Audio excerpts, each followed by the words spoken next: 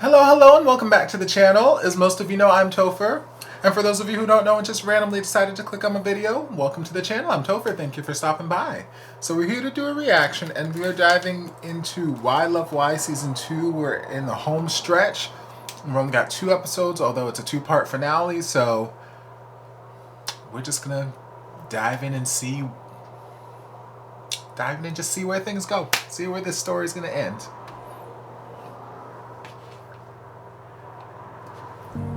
Guys, if you want to see more of our shows, guys, please don't skip the ads.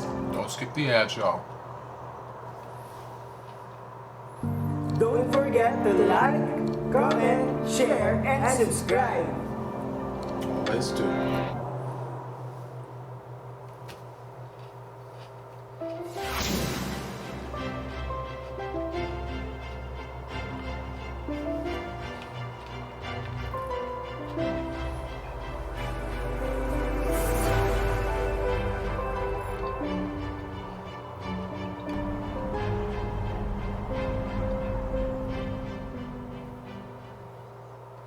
Ang nakaraan. I want to marry Chloe. Yes, this whole marriage proposal thing came out a little fast for me, but it's fine. We're wrapping the story up, so okay. Push. Pamilya na kami ngayon. Chloe, may anak na kami. May pamilya na kami. Emi, matagal na. Matagal na kayong pamilya. Wala pa si Christian. Pamilya na kayo. Dahil sa thesis, nakilala natin yung sarili natin. Nakilala natin kung sino ba talaga tayo. I love how every episode starts with like a Kasama kaya si Nani lighting Edna? Kanina ko fixture. pa nasabihan yun ah. Yun nga eh. Ewan ko ba, busy-busy din kasi yun. Daming nilalakad. Pero kung magala, baka parating na rin yun. Tagal, kanina pa yun. Kanina pa yung nagsabi. Oh, yun na. Si nanay na yun. Ako na. Is Mama coming finally? I feel like I've been asking for her all season. If I haven't out loud, I've been asking for her in my head.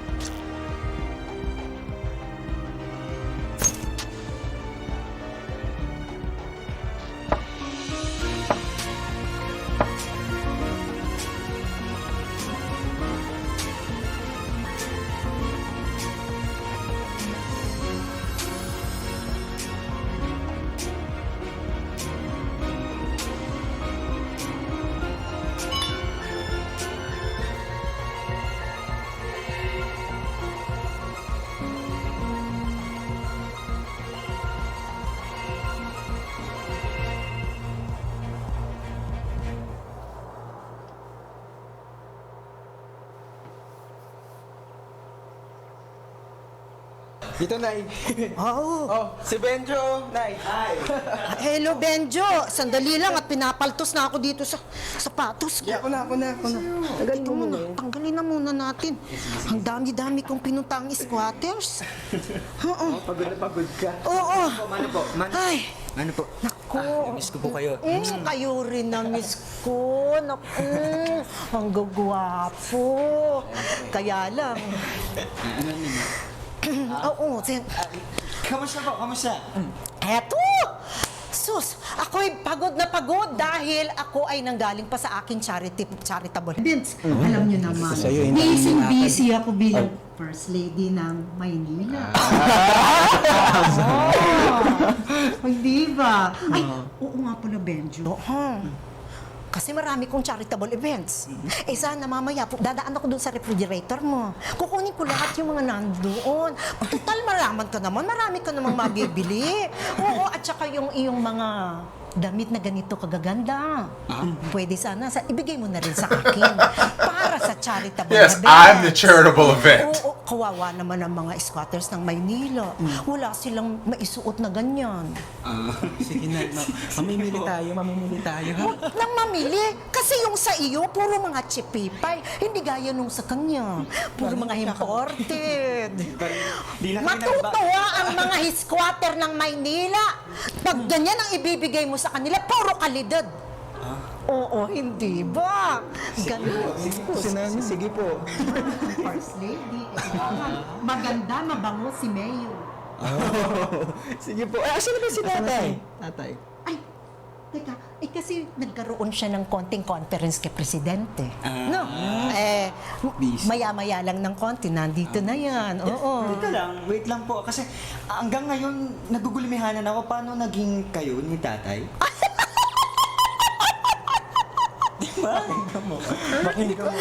Talaga? Tatanungin niyo pa yan? Pero natatandaan ninyo nang namatay si Maite? Wala na si Maite!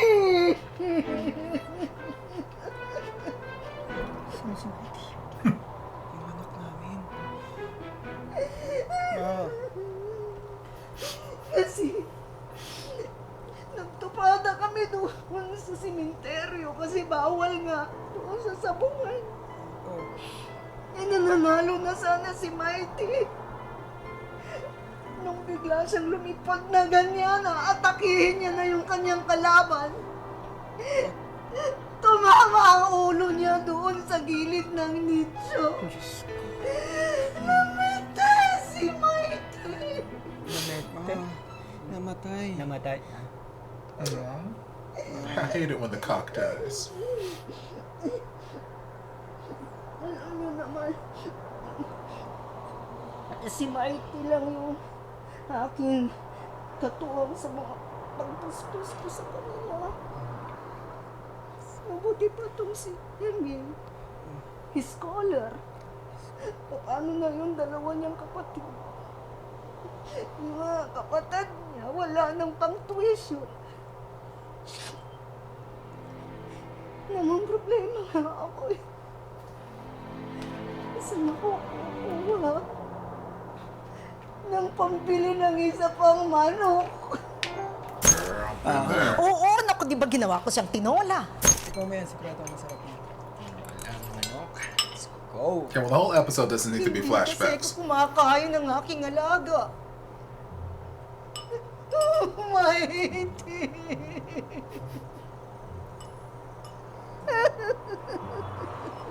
Wait, ito na.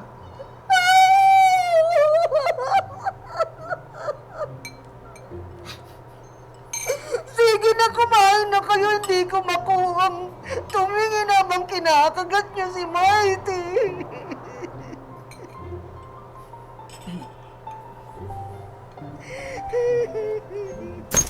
Binigyan ko siyang tinola si Mayor. Pagkatapos, alam niyo naman ako pag magtinola, meron akong Girl, me too. orasyon. Masarap yun. Tinola!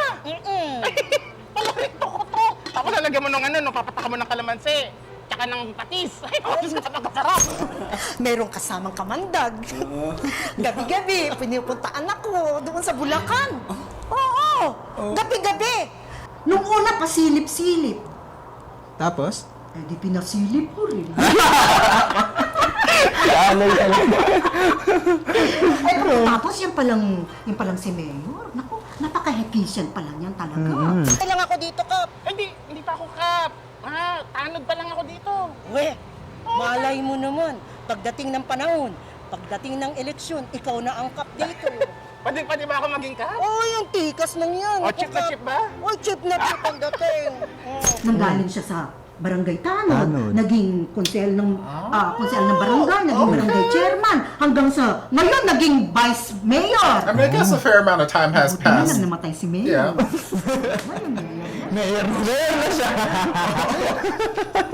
Ganyan ang love story namin. Teka, Hey, Mama. ako pinapunta ninyo dito ang dami kong charitable events. Ano ba? May kailangan kayo. Opo. Kasi, kasi inimbita namin kayo dito kasi meron po sana kaming favor na may ikakasal po kasi kami. May ikakasal kayo. Opo. Yes po. Baka parehong lalaki yan. Hindi pwede. Sandali. Ikakasal kayo? Kayo dalawa ikakasal? Ay, hindi kami na. Hindi kami. Okay na kami. Been there, done that. It's fine, Mama. Hindi kami. Ganun. Kung sa bagay, nandun naman sa jurisdiction ni Mayor yan. Kaya, okay na okay yan.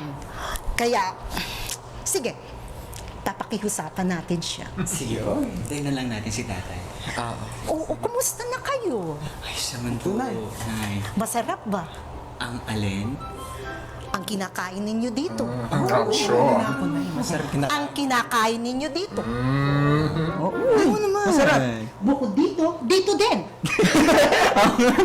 Nay, ako lang pwedeng kumain yan. I mean, don't be stingy, Emil. Sige, ako na. Si tatay. Barney always said sharing is caring, right? Anak, ikaw talaga. Nay, kamusta ka na? Kumusta ka na, anak? Ayos naman ako Ang dito. gwapo-gwapo mo. At teka, hindi ka nahamoy kupa. Ciao. Siyempre, Nay. Ay, dahil nung maliit ka, I mean, that's good. Nililinis Hygiene ko is yan. important. Pagkatapos gabi-gabi, nilalanggasan pa kita ng ano yun, bayabas. Bayabas? Oo, ikaw naman kasi, bakit ando naman kasi yung sapa? Andiyan naman yung dipokpok, hindi ka naman pumunta. Pakatamad mong bata ka. Nanay ka. Yun kasi. Alam mo namang ako ay nanay at tatay sa ating pamamahay at kaya hindi kita maasikaso masyado. Dapat ikaw na dapat ang gumawa. Nanay, kaya ko na sarili ko. Marunong na akong maghugas. Tsaka, yun kasi yung gusto ni Benjo. Well, I've learned a lot more about Emil than I had planned on today. Secret? I'm not mad at it though. How you doing, Emil? May hindi pa pala ako alam sa'yo. Ano? Yun din ang gusto ni Mayor. Kaya kami nagkasundo. Child. Why is this me and my mama? Kayo naglilinis pa rin ako. Mabuti na lang. I mean, not talking about smegma, but in general, very open-ended conversations. Tayo mag-ina eh. Oh, yan ah. Ikaw na bata ka. Like mother, like son. Daughter. Hindi ka ba daughter? Uy, ikaw talaga.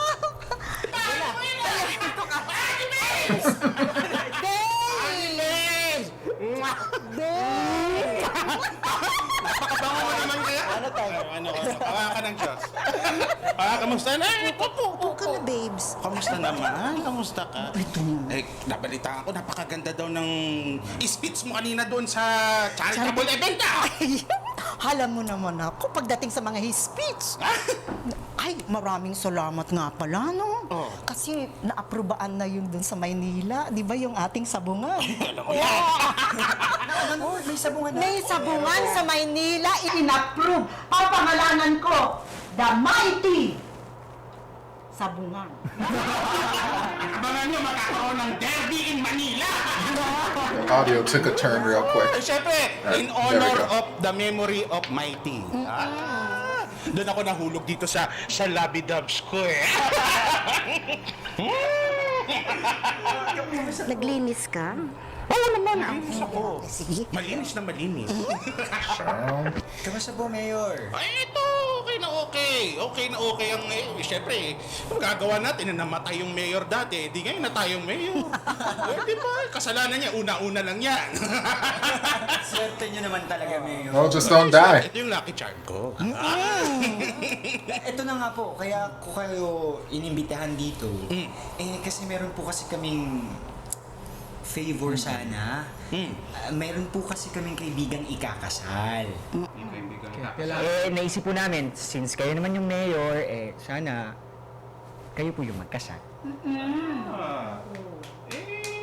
Ay, sa ilalim ng bagong batas ngayon, pwede nang ikasal kahit sino. Ang parehong lalaki, parehong babae, parehong tomboy, parehong bakla, butike, baboy, lahat na. Yan ang G2, 8.2. Pwede na pala. Pwede na. Sige. Sana po. Sino bang kakasal? Kakilala ba natin yan? Kakilala nga kilala. po. Maganda at sana daw ikaw daw ang magkasal. Ay, Ayos lang po ba? ayos na ayos eh. Hindi lang ako efficient. Official din. Bilang mayor ng Maynila, part yan ng ng mga responsibility pwede kong gawin. Salamat po, Mayor. Pero, Nay, pwede po bang magninang din kayo? Ako? Opo. Ay, it's an honor! Naku, lahat naman ng mga ikinakasil, ako ang ninang na gusto. Kaya lang, nagiging emotional ako kapag ganyan nagkakaroon ng kinakasal. Kasi naahalala ko yung ating kasal. At lalo na yung honeymoon natin. Alam mo ito, hindi pa marunong maglinis. Ako pa naglinis bago kami naglabing-labing. Hindi nakakahiya naman Well, it's a good thing he had you, okay? Siya din naman eh. Nakapaglinis ako ngayon, Nay. It runs in the family pala, ano? Sometimes you just gotta train your man, okay?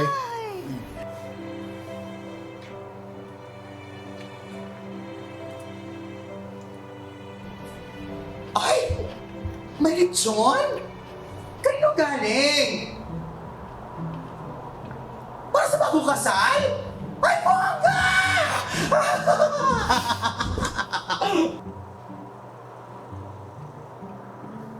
Naalala ko yung kasal natin, gantong-ganto, kaso walang tao, tayong dalawa lang. Walang bongga yun. Nag-enjoy ka doon kahit saka romantic, di ba? Kahit dalawa lang. Ang mahalaga dalawa lang tayo. Are we gonna flashback again? Naman! Kanino ko pa kayo hinahanap, diba? Tapos nandyan na kayo naglalambutsingan. Bakit? Hindi ko ba alam na kayo ay gentlemen of honor? Linden, alam namin. Nandun kaya sa invitation, doon nakalagay. Saka FYI lang ha, correction. Maids of Honor! Super excited. Maids of honor, gentlemen of honor, bilisan nyo na kasi nakakaya naman kung maunahan pa kayo ng bride, diba? O ayan yung bulaklak. Diyos ko naman kayo, talaga naman lahat talaga kasi Ay, ang ganda. Ang dami na national Linden. Hindi na nagbago si Linden. Diba mo yan? Ayan. Ang ganda mo. Ito pa, ang ganda talaga siya. Hindi ba ano na atrasado na tayo? Paparating na yung bride, hindi pa kompleto lahat ng ito. Asan yung mga tao? Ayusin mo na, bilisan mo na, Diyos ko naman. Wala pa mga bulaklak, hindi pa maayos. Nakakaloka. Girl, Lyndon, get him in line! Get him in line! Kamusta po? Diyos ko! Hindi wala naman traffic kasi pinasara ko lahat eh. Ay, syempre naman pag mayor tayo, walang problema sa kalsada. Tayong bahala dyan, ha? Maraming salamat po, Mayor, ha? Oo, maiba tayo, ha, bago tong kasal. Opo. Yung mga pinadala nyo sa akin ng mga proposal, nung business proposal, Opo, nung yung business opisina, tsaka yung permit mga namin. for permit ninyo. Opo. Napirmahan na lahat yun! Ay, talaga, Mayor? Oo, napirmahan na! Ha, papadala ko ng sekretarya ko sa inyo mamaya, ha? Ay, salamat, Pero Mayor. sabihin mo naman kay Benjo, ha? Mag-donate naman siya. Ha? Mag-donate siya doon sa mga charitable events ng asawa ko. Kabibigay lang po namin ng relief goods doon kay Madam Edna. Kabibigay nyo lang? Oo. Yung mga gamit namin, tapos pati nga po groceries namin. Kinuha kulang pa. Kulang pa. Kulang pa. Boy, scratch my back, I scratch Dapat yours. tayong mga may kakanyahang magbigay, laging magbigay. Tawagan ko na po si Benjo ngayon, Mayor, ha? Upo po muna. Sige, salamat. Sige. Oo, sige, Mayor. Asan po siya? Oy, excuse me, hindi ka coordinator dito? Hindi mo ba naayos ang lahat? Nakipaglandian ka na dyan? Akin na nga yan? Asan yung mga ibang gagawin dito? Asan yung flow? Yung program flow ng kasal? Gusto niyo, akin na nga. Umalis sila dito dito. Tapos pagmumukha ko, nakakaloka ka. Sino ito mga nina? Sabi yung Hey! Okay, si... I was wondering if we were gonna see them again. Okay, no. Ito po yung booking ninyo. Pagkatapos niyo po, syempre, ito mamaya, diretso po kayo papunta. Ano po, ano po. Next ay, wife of the mayor. Hey! That's me. Ay, ito!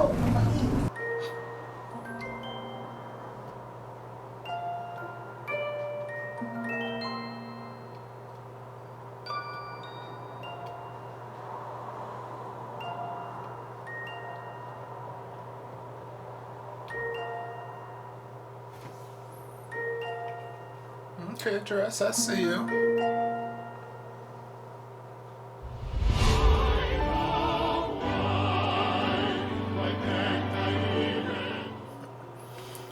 Okay, so I think that what I am going to do is I'm just going to dive into episode 15 as well, because episode 14, not very much happened. Like, I was thinking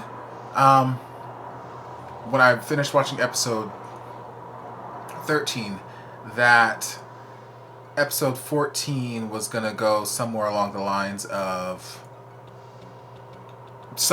there's some sort of conflict that arises, some sort of conflict, and we're gonna have resolution for in episode 15, just because I was like, that just seems like the natural order of things. It's just in general most series. Like, I feel like the season finale, we finish out whatever the major conflict is, and then whatever, but like the episodes leading up to it, there's something building.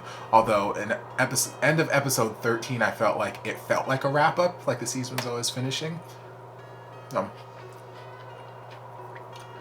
yeah, doesn't appear to be that there's any major conflict happening. So I think in episode 15, we're just gonna get a wedding. So we're just gonna dive on and just do both parts of the finale in one sitting. So let's see. Hey guys, you can support us by not skipping the ads. Mga be, remember, don't skip the ads. No ad skipping. Just grape eating. Hey guys, please like, comment, share, and subscribe.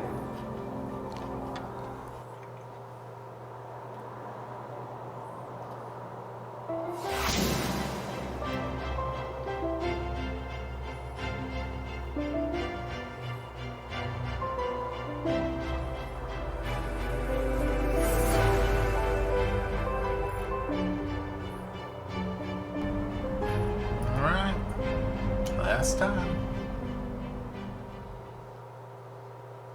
Kasi meron po kasi kaming favor sana. Meron po kasi kaming kaibigang ikakasal. Kaya ko pa kayo hinahanap, diba? Tapos nandyan na kayo naglalambutsingan. Bakit? Bakit ba alam na kayo ay gentlemen of honor?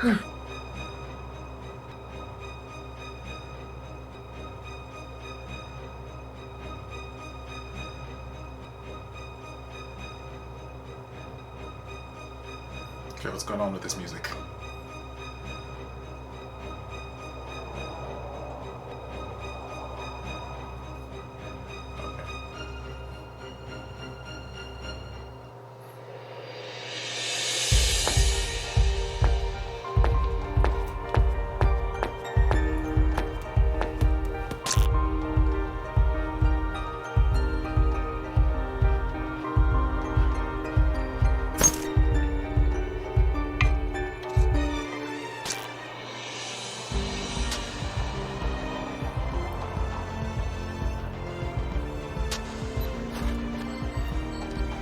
We're gonna get Pads and Kelly's wedding in this too. Everybody gets married.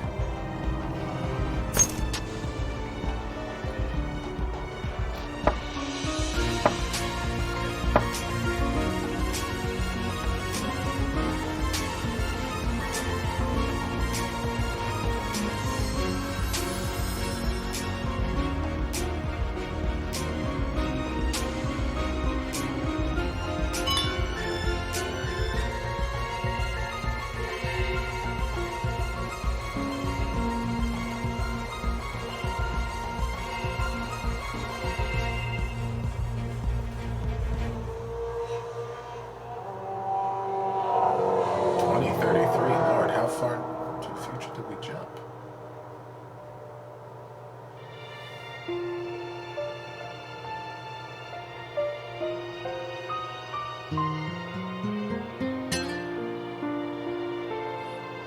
I mean, we had at least the like 8-year time jump when Christian grew up, so okay, I guess.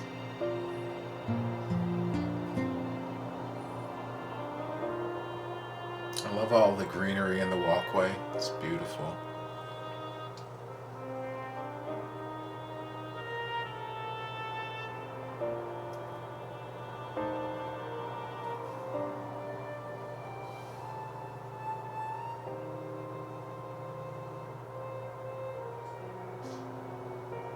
Yes, mama.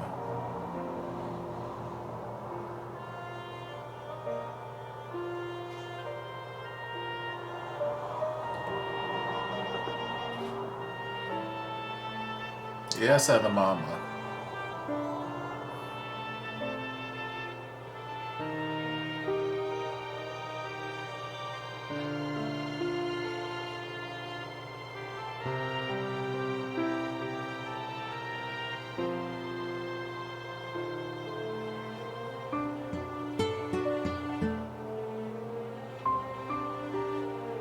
Yes, other mama.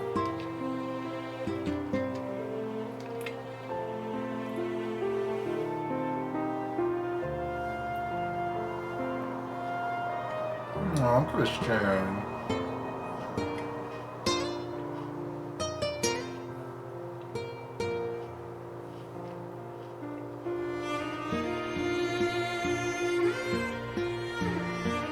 My handsome babies.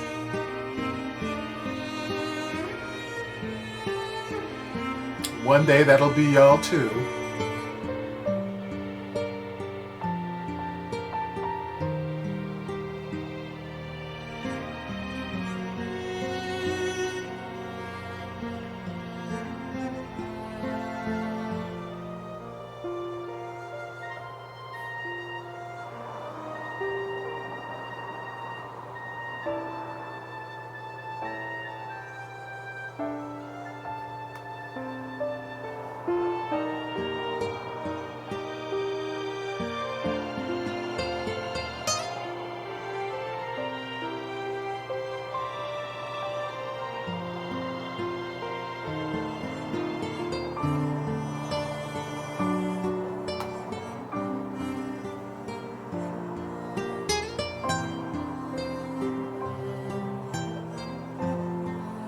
Oh, look at the detailing in that skirt. It's gorgeous.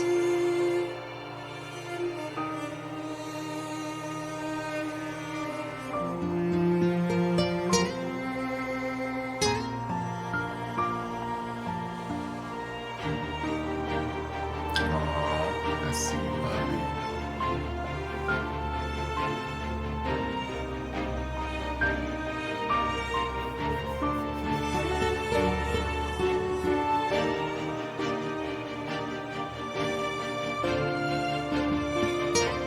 Oh, that bouquet is beautiful too.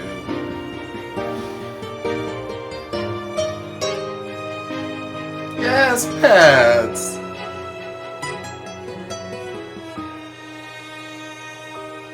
Wait, what? Y'all better surprise me, because I saw Chloe sitting over there and all of a sudden I know she ain't getting married. Come on, Pat's and Kelly wedding. I was just joking around when I said it, but I'm not mad about it. Come on.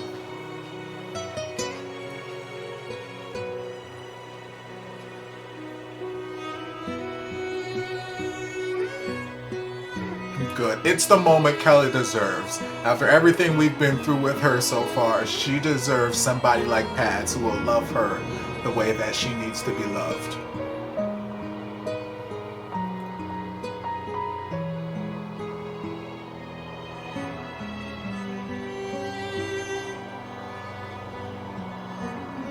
Y'all sneaky with your little plot twist over here, making us think that it's Chloe getting married today.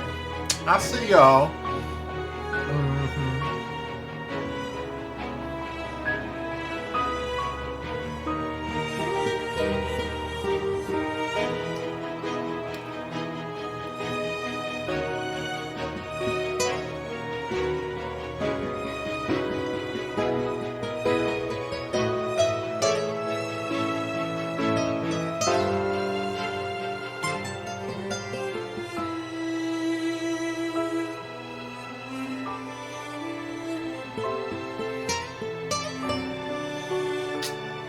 So beautiful.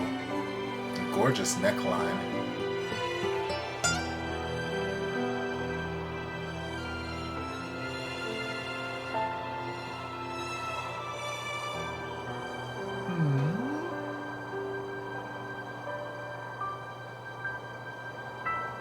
Kayong lahat ay naririto upang saksihan ang pag-iisang dibdib nila Paderno o mas kilala natin bilang si Pads at ni Calixto.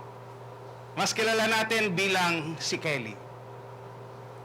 Alinsunod sa bagong pasang batas na pinapayagan ng mag-isang dibdib o kinikilala na ang pagsasamang sibil ng isang lalaki at ng isang transgender. Naririto tayo ngayon upang saluhan sila sa isang napakasayang okasyon na ito. Ads at Kelly, maaari na ninyong banggitin sa isa't isa ang inyong sumpaan. Kelly, ngayon ko lang napatunayan, may mga bagay talagang binibigay ang Panginoon sa atin na hindi natin inaasahan. Pero ikaw dumating ka nang hindi ko inaasahan. Aking kaibigan, aking kapatid, at ngayon, aking magiging asawa. Pangako kong mamahalin kita at aalagaan hanggang sa ating pagtanda. Mahal kita, Kelly. Mahal na mahal.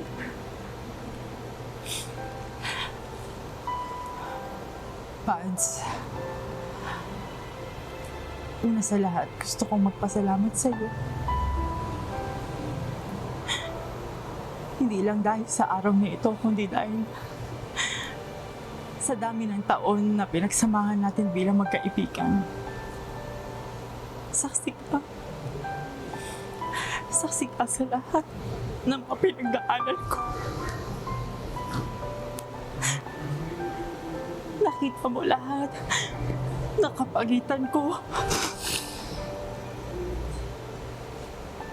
Pero tinanggap mo ko. Wala kang hiniling. Wala kang tinanong kung anong dapat kong baguhin. Tinanggap mo ko bilang ako. And that's good enough for me. Pamilya ko na kayo. Noon pa. Dina Benjo. At Emil. At ngayon, ni Chloe.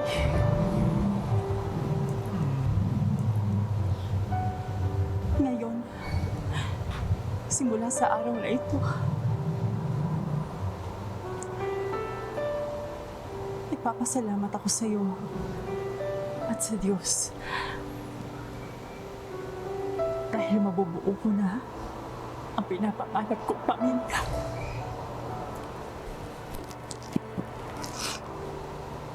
Mahal na mahal kita, Pats. You better stop.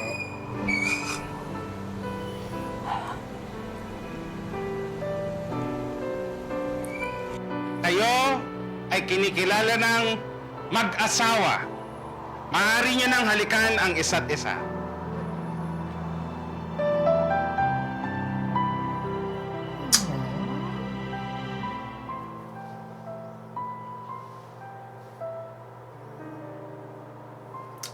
Like I said, Kelly deserves us. And everything Pads has gone through, he deserves another chance to love. So,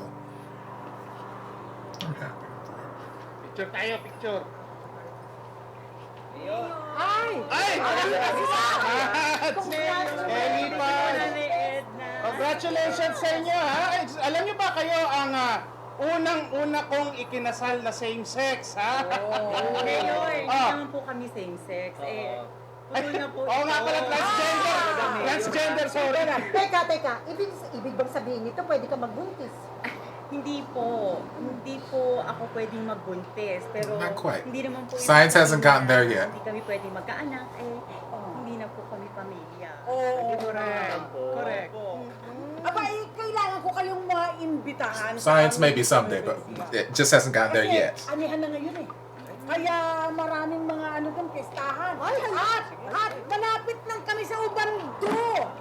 Ay, pwede kayong magsayo doon, baka pa kayo magkaanak. Sinabi nang hindi pwedeng magkaanak. anak. Ano ka ba? Malay mo. Di ba? Miracles. Look, you haven't seen my fertility dance, okay? I get anybody pregnant. Exciting to.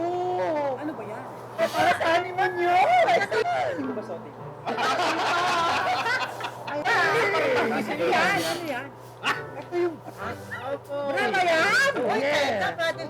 Girl, let me unwrap my own present. Thank you, showing everybody all my goodies.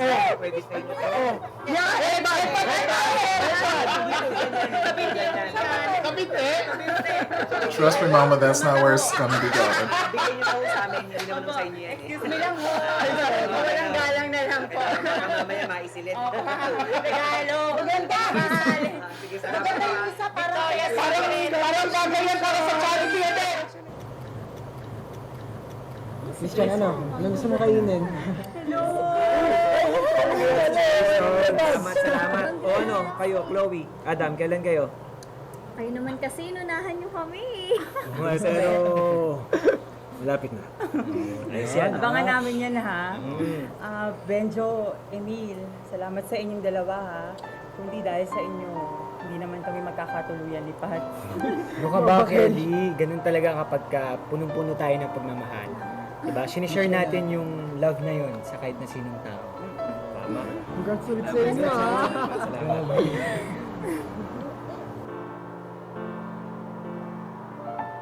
Tanong ko'y sagutin, ramdam kong mali pa rin.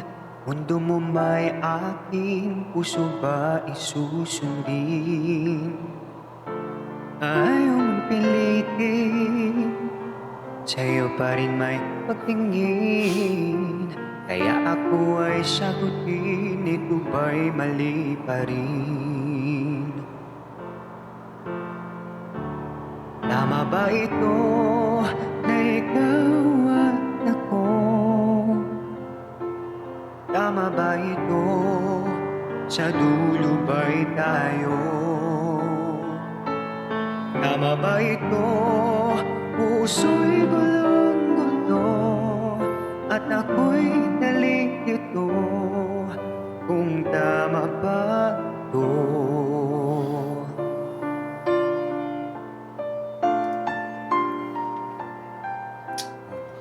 Come on, Lyndon. You can do it. Well, I mean, we already knew Chloe's getting married. Tanong ko'y sagutin, loob ko'y palakasin. Grabe no? Nagsimula din tayo sa thesis. Tapos, ako lang tayo sa lockdown. Pero tignan mo, sa uli, tayo pa rin dalawa. Nakatadhana tayong dalawa. I love you, babe. I love you, babe. Tama ba ito na ikaw at ako? Tama ba ito? Sa dulo ba'y tayo? Tama ba ito? Oh, is it just gonna be like a 10-minute montage of them making out? Because I'm not upset with that. At ako'y nalilito, kung tama ba ito?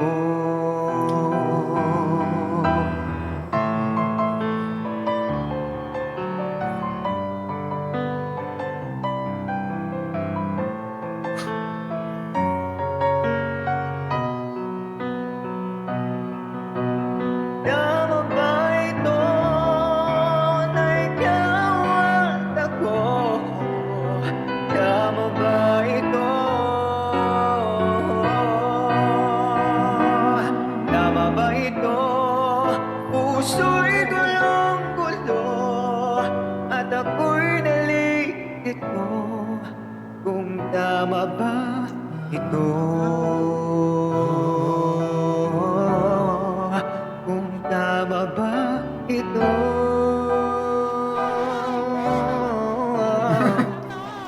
Like, y'all, it's my wedding. Stop making out.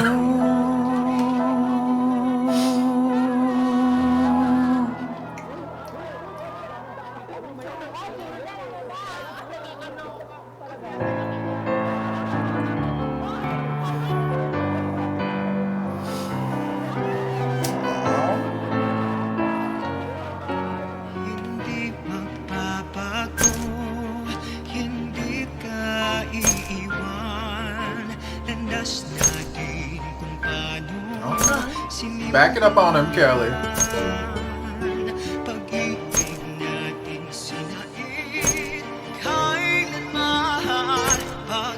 Okay, cool.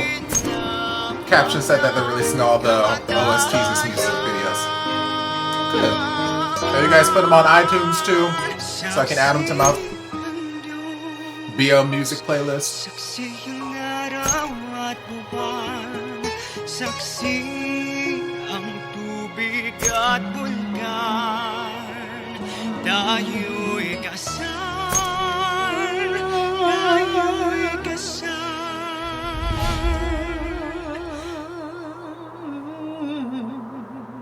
Nagsimula tayong dalawa, bigla na lang naging isa sa pangako. Yes, Daddy. Tayong nagmumula, I saw you, walang Vince. wakas ating tadhana. Nagsimula tayong naghahanap, hanggang hinahanap ay nalasap. Oh yes, praise Jesus. I remember all these photo shoots and all the little promotional things that they would release. Praise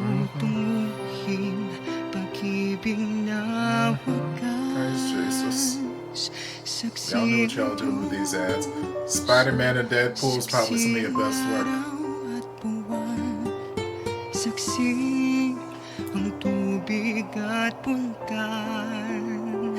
Love the makeup on the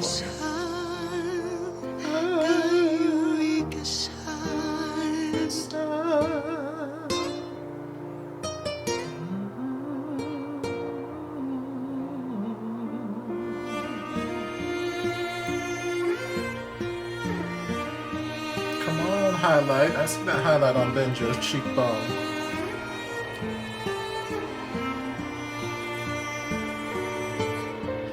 Y'all know y'all cute.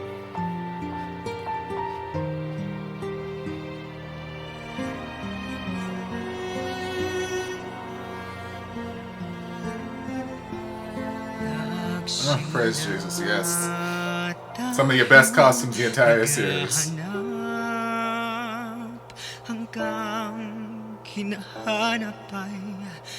Praise Jesus, I see you, Benjo.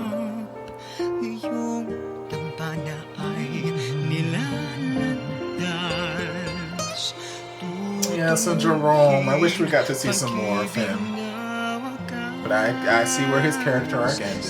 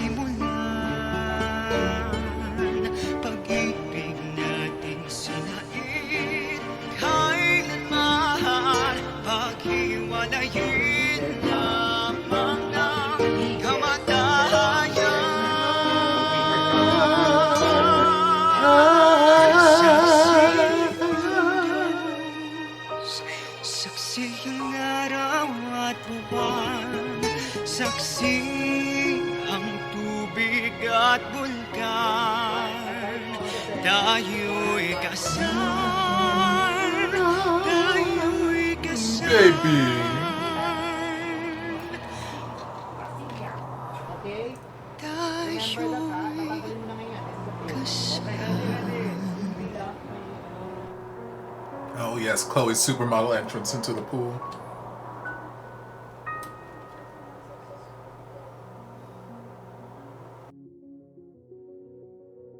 Aww.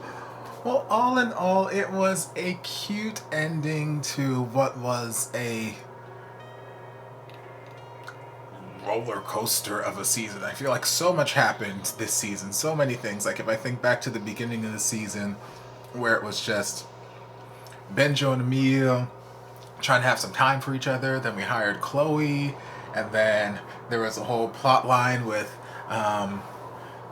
Jerome Ponce's character and, you know, the competition and his, you know, like subordinate trying to seduce Benjo and then getting fired, and then there was Emil and Mama and her son and all that went down, and then Chloe getting pregnant. Like, I feel like we went through so many like subplot lines throughout the season that it's like it was just this whirlwind roller coaster. But there were lots of good things that happened. I mean, at this point, y'all have watched my reactions to all the episodes, so y'all know I'm not gonna rehash everything that I said in those episodes. But I will say it was a very good fake out that they did with the wedding. They had us going along for the ride and thinking it was Chloe, especially since they took the time to like specify the year here. That okay, yes, we've definitely made a time jump. And I had to start doing math in my head, like, okay, what year would we potentially be in? Because we ended quarantine, we ended the first season in this year, then we had like a 2-year time jump afterward before they met up at the Christmas party. Then I think at the beginning of this season, we had like a 4 or 5 or something year time jump to, you know, they've gone through college, they've got these careers, and, you know, they're married and, you know, living together. And then we had like another like 8-year time jump when Christian, you know, grew up. So I'm like, okay, we jumped a lot of time and forward throughout, you know, this season. So yeah, they had me going from the end of the last episode to this, that okay, we were planning Chloe's wedding all the way through. And it was just a nice, I didn't realize it until I saw Pad's run up, which I'm like, okay, he was late for the, I guess he's one of the best men, he was late for them. But then like we panned to the audience and we saw Benjo and Emil standing up, and then I saw Chloe sitting over there. I'm like, Chloe's ass over there, so I guess she ain't getting married. And then it all just clicked in my head. I'm like, y'all sneaky, I see y'all, y'all cute. But I mean, Kelly looked gorgeous. The dress was stunning. And like I said, it's the perfect ending that I would want for Kelly's character, because we've been through so much, and we know that Kelly's had like a very, very hard life in a certain sense. Like, we started off with her in season 1 where, you know, she hadn't transitioned into, you know, being a full-blown woman. Even though, you know, mentally and all that kind of stuff, she was a transgendered woman. She just hadn't physically transitioned. But, you know, she was still dealing with a lot of just the emotional toll that comes with that, and dealing with family who's not supportive. From what I remember, I think her father was like in a military background or something like that. And then also being over in the Philippines, from what some of you guys have let me know now in the comments, you know, not everyone is as open as us who are watching and creating these BL series and creating these stories, which are why these stories need to be told, because it's just important to have this sort of representation available to people so that they can feel like they are not the only person dealing with this stuff, but also as like a means of education for people who aren't part of this community necessarily and don't really, it's not that they're against us, but, you know, some people just live naively and don't really understand the gravity of what happens in our community, what happens to the different branches in our community, what they go through on a day-to-day basis, and how there's so many things that they can potentially take for granted. So it's important to tell these kind of stories. But yeah, so, you know, Kelly had a very tough emotional time in season 1 dealing with these things. And then season 1, she was also dating, I feel like towards the end of the season she was dating somebody who, or was that towards the beginning of this season? I know the beginning of the season she was dating somebody. No, yes, towards the end of the last season she was dating somebody who was like stealing her. He was dating her for her money, and, you know, stealing her stuff, sneaking out, selling it, and all that kind of stuff. And then he ended up getting physical, and Benjo and Emil had to kick his ass and kick him out. And then the beginning of this season, she was also dating somebody else, but then he also had like another girlfriend, and Kelly was like this side thing and whatnot. And Kelly's been through too much, okay, and she deserves somebody who is going to love and respect and cherish her as the beautiful woman that she is, okay? Beautiful inside and out. So I'm so glad. Obviously, I'm not glad that Pads had to lose his first wife. I don't think that was the plan as far as, getting these two together. Or maybe it was. I don't know. I don't know how far in advance Vince and the rest of the team planned out this series when they were first embarking on season 1, if like, okay, this is season 1 and let's storyboard season 2 while we're here. Or I feel like season 2 kind of came after the fact and they were just picking up where season 1 left off. So they obviously, I don't think they killed off Pads' wife just so Pads and Kelly could get together. But still, I'm not happy that she passed, because obviously that hurts Pads and the baby and all that kind of stuff. I'm not happy about any of that happening.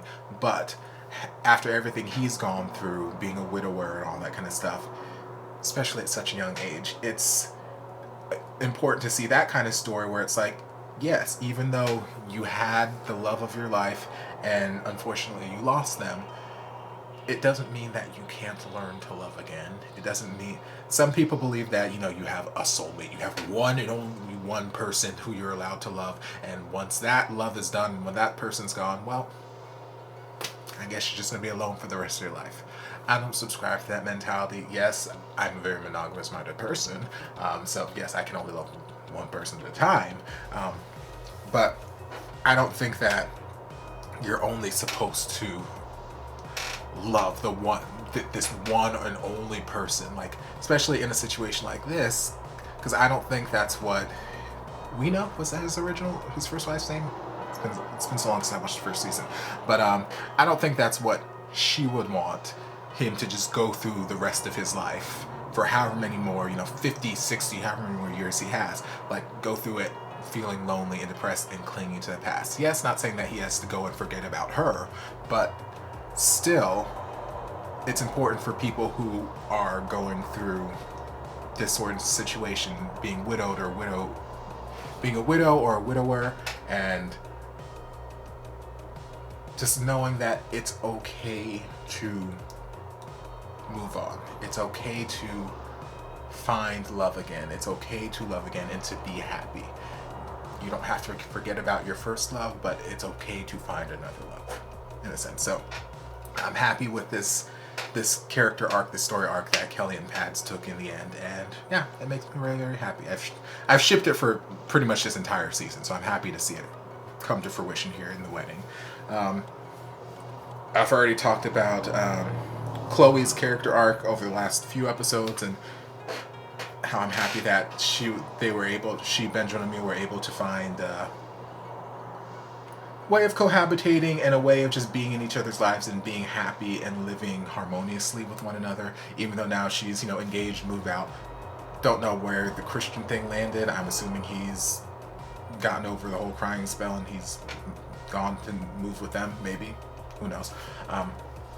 But again, I'm just glad that the relationship, which started out as her being a very antagonistic, and we thought she was going to be the big bad evil for the season, turned out to be, we humanized the characters and we developed them and we gave them layers, so it's not just, okay, she's the big bad and she needs to go home, I'm done with her.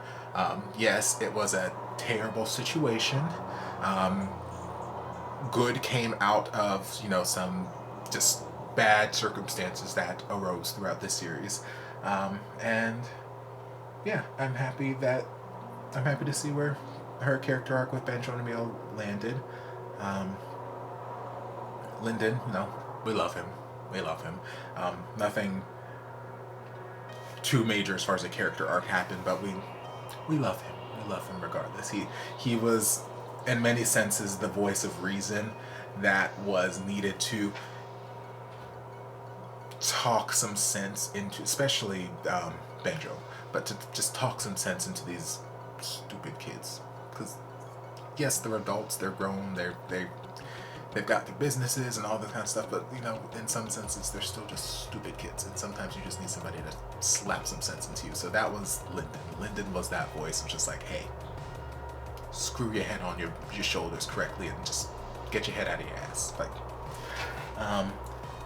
and then Benjo and Emil, they went through a lot of ups and downs, lots of obstacles this season, but in the end, they're still together.